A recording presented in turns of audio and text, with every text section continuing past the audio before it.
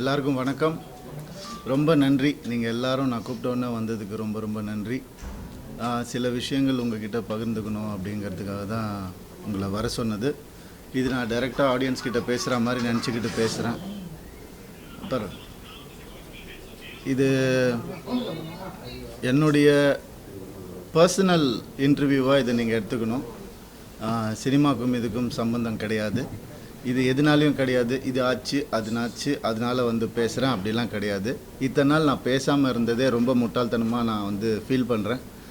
ஏன்னா ரவி மோகன், ஜெயம் ரவி அவர் ரொம்ப சாஃப்ட்டு. அவர்கிட்ட எது சொன்னாலும் அவர் கேட்டுப்பார், புரிஞ்சுப்பார், அவர் விட்டு கொடுத்துருவார். எஸ், அதுதான் என் கேரக்டர். அப்படி தான் நான் இருந்துகிட்டு இருந்தேன். ஆனால் சாது மிராண்டால் காடு கொள்ளாது. சாதுவாக இருந்த என்ன நிறைய பேர் சீண்டணும்னு நினைக்கிறாங்க. அவங்களுக்கெல்லாம் நான் ஒன்று சொல்லிக்கிறேன். இதுதான் என் ஆஃபீஸ். இங்கே வாங்க, மறைமுகமாக எதுவும் வேணாம், டைரெக்டாக வாங்க, டைரெக்டாக பார்த்துக்கலாம். எத்தனை பேர் என்னை கீழே இழுக்கணும்னு நினச்சாலும் அத்தனை பேருக்கும், இது நான் சினிமா பற்றி பேசவே இல்லை, ஆல்ரெடி சொல்லிட்டேன், பர்சனல் தான்.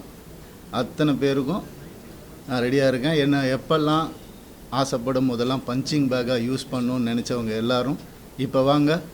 கராத்தே பாபு மாதிரி தான் நான் கிக் அடிக்க போகிறேன். ரெடியாக இருக்கிறேன் நான்.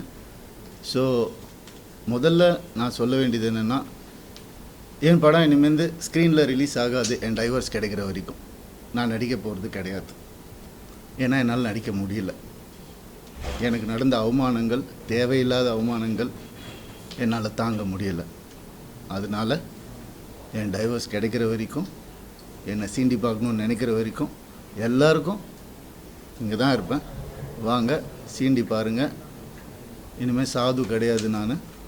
அதனால் என்ன நடக்குதோ பார்த்துக்கலாம். மற்ற விஷயங்கள், என் வேலை விஷயங்கள், அதை எப்படி சரி பண்ணணும் என்னன்றதை நான் பார்த்துப்பேன். இவ்வளோ நாள் என் கூட நின்ன உங்கள் எல்லாருக்கும் ரொம்ப ரொம்ப நன்றி. என்றைக்கு என் டிவோர்ஸ் கிடைக்குதோ, என்றைக்கு என் பர்சனல் லைஃப் சரியாகுதோ, என்றைக்கு இந்த சைபர் புல்லிங் எல்லாம் நிற்குதோ, எல்லாத்தையும் நான் பார்த்துட்டு தான் இருக்கிறேன். எல்லாம் எனக்கு வரும். எனக்குன்னு இருக்கிற ஒரு சில டீம் இருக்காங்க. மற்றவங்கள மாதிரி 25 பேர் கொண்ட குழுவெலாம் எனக்கு கிடைக்காது. நான் யாரையும் பர்சனலாக யாரையுமே நான் சொல்லலை. ஏன்னா இது மற்ற ஹீரோஸையோ இவங்களையோ அவங்களையோ எதுவுமே கிடையாது. சினிமாவுக்கும் இதுக்கும் சம்மந்தமே கிடையாது. இது என்னுடைய பர்சனல் லைஃப். 23 வருஷம் ராத்திரி பகலுமா நான் வேலை செஞ்சுருக்கேன். 95% of my movies are successful. இதெல்லாம் நானே சொல்லிக்கணும்னு நினைக்கும் போது எனக்கு கொஞ்சம் கேவலமாக தான் இருக்குது. இருந்தாலும் கேவலப்படுத்துகிறவங்க முன்னாடி அதை சொல்லி காட்டுறதுல தப்பே கிடையாது. My achievements I only know, my fans, my true fans know. State award winner 2வது படத்தில் கலைமாமணி. என்னென்ன அவார்ட்ஸ் வேணும் சொல்லுங்கள், எல்லாமே நான் வாங்கியிருக்கேன். என்னுடைய சொந்த உழைப்பில் வாங்கினது.